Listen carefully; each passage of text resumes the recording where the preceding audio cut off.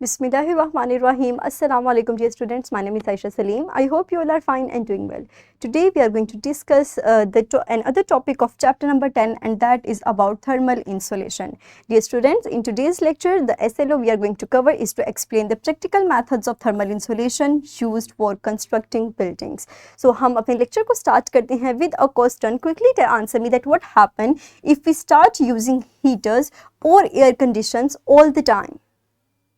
Very good. So now answer me, do you think we can find a better or any other long-term solution to this problem?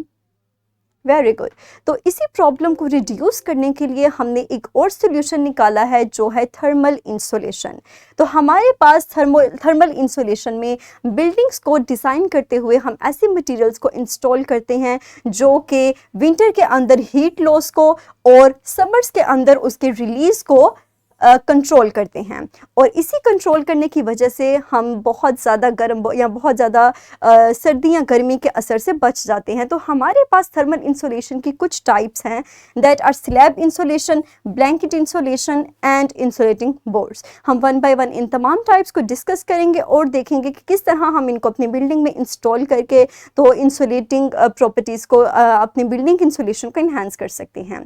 So dear students, first है हमारे पास slab insulation.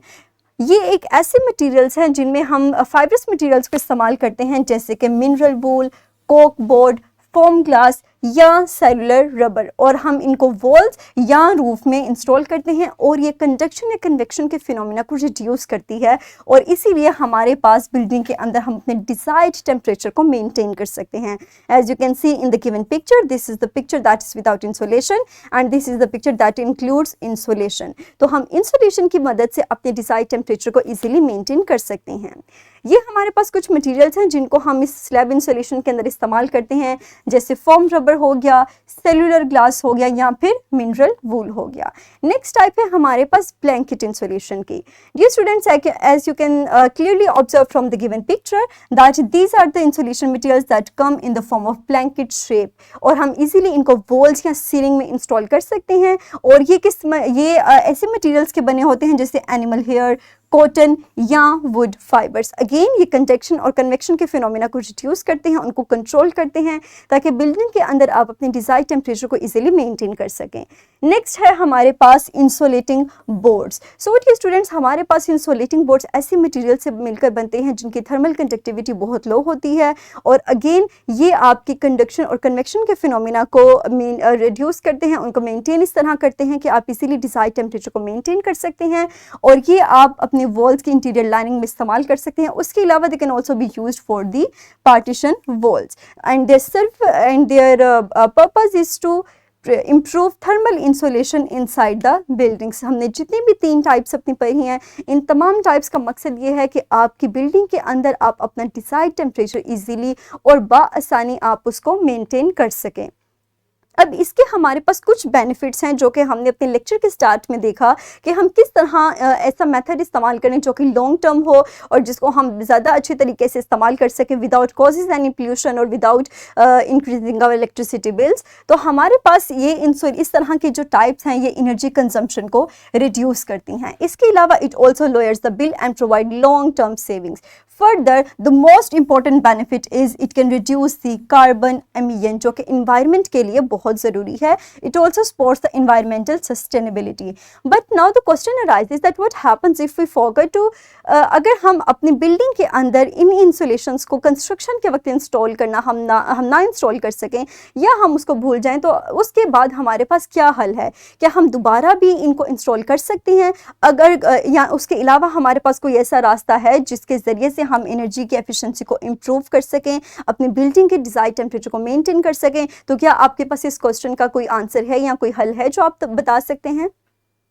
Very good.